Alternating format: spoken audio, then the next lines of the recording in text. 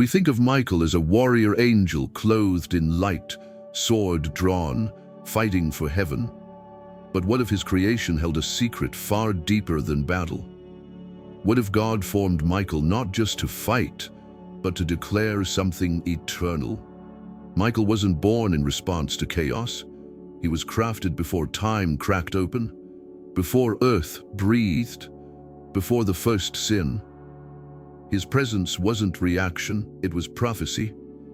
He stands as proof that God doesn't just react to evil, he prepares for it long before it dares to rise.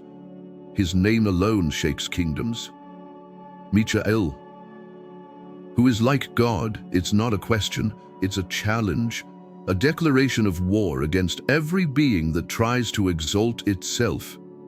Michael doesn't just fight darkness, he reminds it that it's not divine.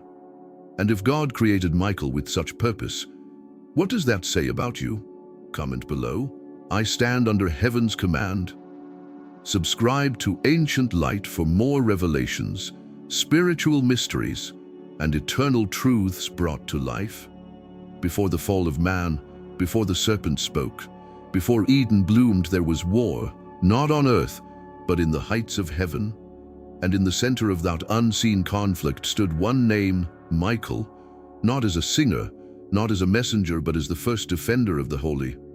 Michael wasn't created for conversation, he was created for confrontation. He did not enter the scene after the rebellion began. He was there as it unfolded, rising not out of panic, but out of divine purpose. He was God's response already formed before evil had a name. Heaven had no need for armies until pride was born in Lucifer. And when that pride rose to challenge the throne, God did not tremble. He summoned no council. He sent Michael. The first sword drawn in eternity was drawn not by a human hand, but by an archangel appointed to guard heaven's sanctity. Michael's creation was not reactionary, it was strategic. He existed because holiness would always need a witness and a protector. Where Gabriel speaks and Raphael heals, Michael stands, not with words, but with war. His presence alone draws a line between the sacred and the profane. In Revelation 12, we don't see Jesus fighting the dragon, and we see Michael. There wasn't weakness, it was delegation. God had built into heaven's design a warrior capable of answering darkness with light and silence with strength. Michael's sword was not forged in fear, it was born from divine justice. He didn't fight for power, he fought for order, for truth, for the design of heaven that no throne of lies could ever overthrow. His battle wasn't personal, it was cosmic. A war between arrogance and alignment, between rebellion and reverence. Unlike Lucifer, who desired the spotlight, Michael never claimed center stage. His name doesn't exalt himself, it exalts God. Who is like God? His identity is an echo of humility, a challenge to every being that would try to ascend above its place. Even before sin entered earth, God had a guardian in place, a sentinel of heaven's border. Michael's creation wasn't just a precaution, it was a statement that no matter how bold evil becomes, God is never unprepared. He raises his defenders before the battle ever begins. And so Michael remains not as a relic of the past, but as a living symbol of divine readiness. He stands where others fall. He charges when others shrink back. Because when God creates a warrior, he doesn't just think of the battlefield, he thinks of what must be preserved. In the spiritual realm, names are not labels, they are weapons, and Michael's name is no exception. It was not randomly given, it was divinely designed to be a declaration. Michael in Hebrew means, who is like God, not a question seeking an answer, but a challenge echoing across eternity. When Lucifer rose in pride, declaring his desire to ascend above the Most High, it was Michael's name that stood as the immediate rebuttal. His very identity rebuked the lie that anything could rival God. His name wasn't a title, it was a spiritual sword, cutting through deception with truth. The darkness doesn't fear noise, it fears truth. And Michael's name is the ultimate truth. No one is like God. When that name is spoken, it reminds every fallen spirit of their defeat. It's not Michael they tremble before, it's the name he carries in every battle. In every war, banners fly. But Michael doesn't raise a flag. His name is the banner. It proclaims what the enemy most hates to hear, that the throne is still occupied, that glory has not been shared, and that rebellion never wins. His name is worship wrapped in warfare. Demons do not flee at titles, they flee at authority. And Michael walks in the authority of the one who sent him. He doesn't speak of his own power. He reminds the darkness that no other power compares. His name is not a boast, it is a boundary. When Jude 1:9 tells us that Michael contended with Satan over the body of Moses, it says he didn't dare bring an accusation on his own. He said only, "The Lord rebuke you." That's the height of his name. He doesn't exalt himself. He deflects all glory upward. Michael is not feared because he is powerful. He is feared because he is submitted. In a realm where pride destroyed angels, submission became his armor. Obedience made him indestructible, and his name is a memorial to that obedience. Every time Michael is mentioned in Scripture, conflict follows, not because he seeks it, but because darkness reacts to light. His presence confronts the illusion of self-glory. His name confronts the lie that God can be rivaled.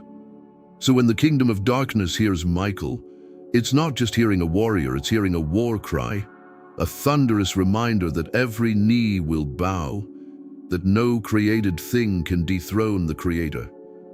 That pride still has a reckoning, and Michael is the sound of it coming.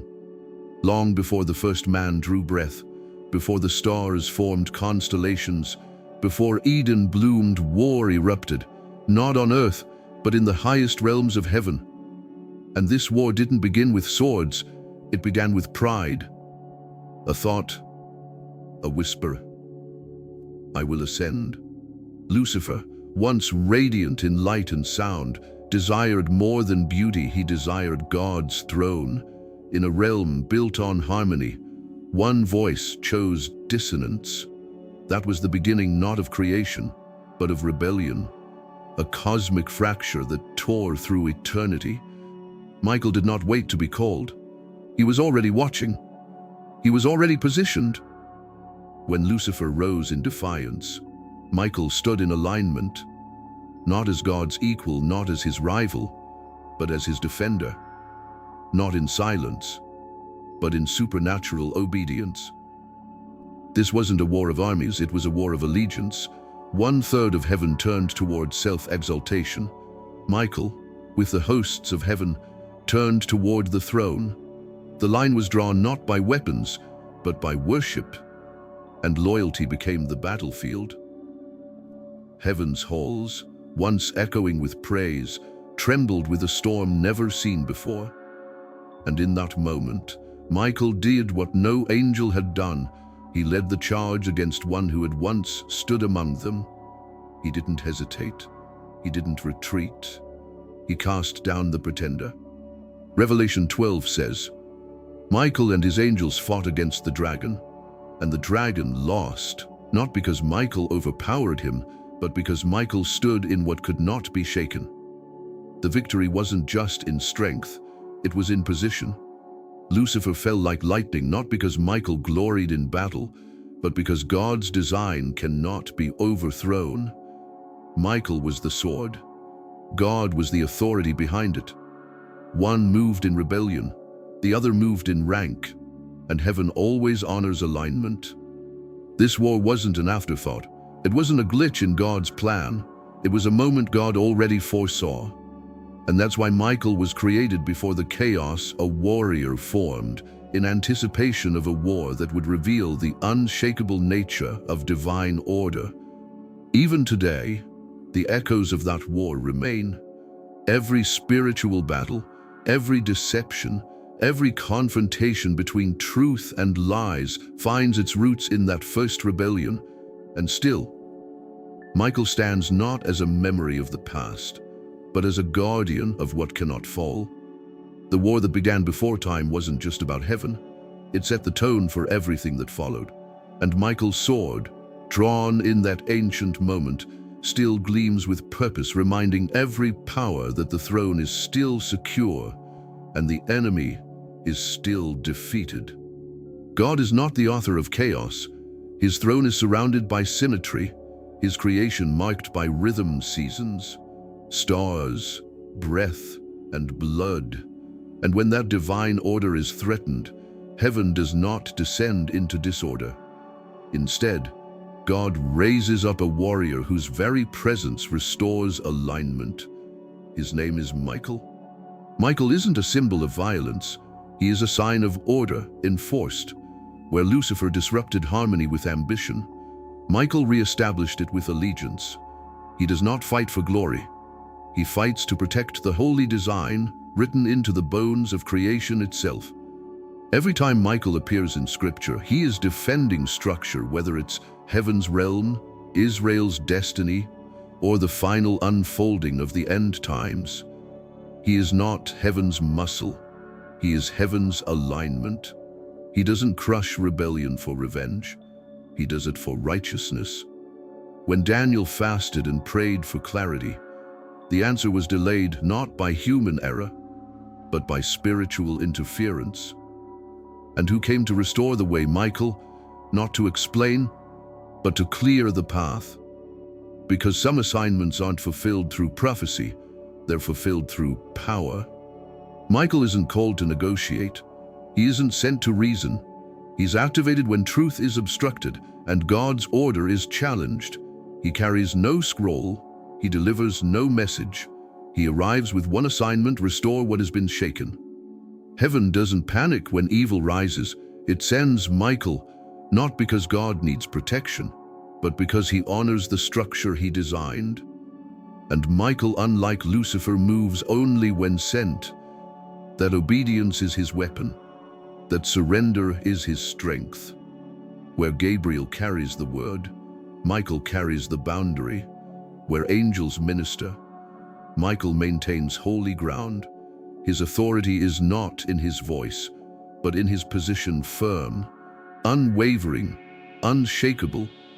He stands not just for God, but within God's established will. His presence means something has been tampered with, something sacred has been violated, and heaven is responding not with chaos, but with clarity.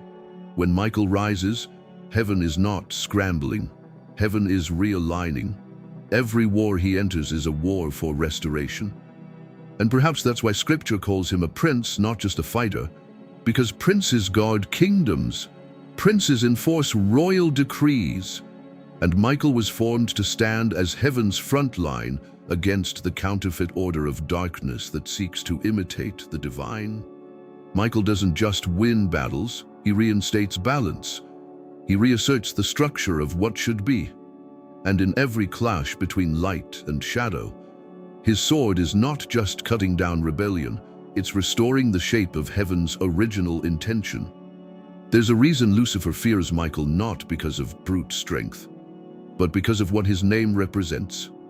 In every battle, the enemy remembers the first fall, the moment pride met resistance, and heaven proved it would not be moved. Michael didn't just oppose rebellion, he became its downfall. Lucifer once walked among stones of fire, clothed in beauty, crowned with music. But when his heart turned inward, he rose in defiance. And it was Michael who stood in his way, not as a rival, but as heaven's verdict. The name Michael became a sentence Satan could not outrun. Satan does not fear many names, but he knows this one. He remembers the flash of light as he was cast down, not by God's hand directly, but by one who walked in complete submission to him. Obedience overthrew arrogance. That truth still burns in the kingdom of darkness. In Jude 4:1, Michael and Satan meet again, this time over the body of Moses. The conflict is veiled in mystery. But one thing is clear: Michael speaks no accusation.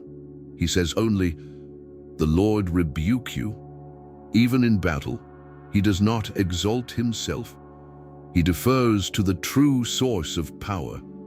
This is why the enemy hates his name, because Michael stands as a reminder of what Satan lost: proximity, purity, purpose. Michael didn't fall with the third. He stood with the throne. And every time he appears, it's as if heaven itself is saying, "Not again." Michael's name is a mirror the enemy cannot bear to face. It reflects everything he wanted to be but never could, not because he lacked power, but because he lacked submission. And in Michael, submission became armor. Humility became warfare. Demons tremble not just at what Michael does, but at what he represents. He is the answer to rebellion, the antithesis of pride, the sword forged not in ego, but in surrender, in a realm built on hierarchy. Michael never tried to ascend, he chose to remain where God placed him. That's what gives his presence weight. He doesn't need thunder to speak. His silence carries authority. His loyalty radiates power. And every confrontation with darkness remembers this. Michael never moved on his own, but when he moves, hell remembers the fall. Even in the future war prophesied in Revelation, it is Michael who fights the dragon again, not because he's eager for battle, but because God still entrusts him with the final push. The enemy that once soared now writhes, and the one who stood then still stands now. Because Michael was not just made to fight, he was made to finish. And the enemy knows it. Gabriel carries words, Michael carries war. Both serve the same throne, but they are forged for different moments in the story of heaven and earth. Gabriel arrives with revelation. Michael arrives when resistance rises and revelation is blocked. One brings the message, the other clears the way. In Daniel 10, Gabriel is delayed not by distance, but by darkness. A prince of Persia, not of flesh, but of principality, resists the answer to a prophet's prayer. Gabriel admits something astonishing: Michael, one of the chief princes, came to help me. Words alone weren't enough. This is why God sends Michael, not because Gabriel is weak, but because some battles require more than wisdom. They require enforcement. There are moments in spiritual warfare where divine truth is not only declared, it must be defended. And that's when Michael rises. Michael does not interpret visions. He doesn't comfort the broken. His assignment is singular: crush what stands in the way of God's movement. He doesn't explain heaven's plan. He makes sure the plan reaches its target, no matter the resistance. There are times when the delay is not a denial, it's a battlefield. The answer has been sent, but the opposition is spiritual, strategic, and stubborn. That's when the throne doesn't send more words, it sends Michael, the enforcer of what was spoken in heaven. Gabriel appears to Mary with awe. Michael stands with Joshua, sword drawn. Gabriel kneels in worshipful clarity. Michael appears in storms, with the roar of armies behind him. They are not rivals. They are counterparts: voice and fire, scroll and sword. Michael does not carry messages because his presence is a message. His arrival means God is not only speaking, God is defending what he said. He is heaven's seal of urgency, a divine signal that something is being fiercely contested in the unseen realm. When God moves in history, both are often present. One whispers destiny into the ears of prophets. The other wrestles the darkness that tries to silence it. Revelation follows resistance, and where resistance lingers, Michael is released. In spiritual warfare, we often expect answers through prayer alone, but some answers are accompanied by angelic force, not to bring comfort, but to break chains, not to teach, but to tear down. And God sends Michael when what's at stake cannot be delayed. Gabriel speaks when God is revealing. Michael moves when God is reclaiming. That's why you don't just pray for clarity, you also pray for breakthrough. Because sometimes, when Gabriel is sent to speak, Michael must be sent to make a way. Michael is not a relic of the past. He is a warrior appointed for the final hour, long before the last trumpet sounds, before the seals are broken. Michael is already moving in the background of prophecy, watching, guarding, waiting for the call to rise one last time. Daniel 12 opens with a warning and a promise. At that time, Michael shall arise, the great prince who stands watch over your people. His appearance is not symbolic, it is strategic. When the nations tremble and chaos breaks loose, heaven doesn't panic, Michael stands. He is called the prince not because he rules a territory, but because he guards a destiny. He is heaven's appointed watcher over Israel, and by extension, over the remnant of the faithful, those marked by covenant, covered by mercy, and sealed for endurance. The end of days will not simply be theological, it will be territorial, spiritual, dimensional. As deception increases and principalities rise, Michael will not come to explain the times, he will come to contain what threatens the appointed unfolding of God's plan. Revelation 12 does not place Michael in heaven's courtroom, it places him on the battlefield. When the dragon lashes out, it is Michael who casts him down. When war breaks out in the heavens, it is Michael who ensures the war does not reach the throne. He does not step forward because God is losing ground. He moves because God is declaring final authority. The enemy knows his time is short, but Michael is the one who enforces that countdown. His rising marks the tipping point of history. Michael is not absent in this age. He is present in resistance, hidden in delay, fighting through the spaces we do not see. His silence is not inactivity, it is assignment in motion, waiting for the divine command that triggers the final clash. When the Antichrist rises, when systems of darkness stretch across nations, when confusion masquerades as light, the world will look for a hero. But heaven will send Michael not to be worshipped, but to make way for the one who will be. He is not the Christ. He is the sword that clears the road for the king. He does not come to redeem, he comes to restrain, to break the siege, to lift the burden, to guard the path of return for the one whose road is dipped in blood. And in the last hour, when the kingdoms of this world begin to collapse under their own rebellion, it will not be politicians who bring deliverance. It will be heaven's command. And Michael, silent, fierce, unshakable, will rise again. Michael is more than a soldier in heaven's army. He is a sign written into eternity, a declaration that God does not wait for darkness to rise before preparing the answer. Michael was not made in response to the fall. He was created in anticipation of it. Before the enemy ever whispered his rebellion, the sword was already drawn. God didn't create Michael to glorify war, but to defend what is sacred. He stands as proof that holiness is not passive, that purity is not fragile, that obedience can be sharper than any blade. Michael doesn't stand for himself, he stands for a throne that cannot be shaken. Every time he moves, heaven is not reacting, it is reclaiming. He arrives when truth is under siege, when destiny is delayed, when chaos tries to rewrite what was already spoken. Michael does not speak often, but when he does, His silence thunders with purpose. His name is still feared in the realms of darkness. His presence still marks the difference between delay and breakthrough. And his mission is not yet over, because what he defended in heaven, he will defend again on earth in the end, when the final line is drawn. And when that hour comes, it will not be a quiet moment. It will be thunder.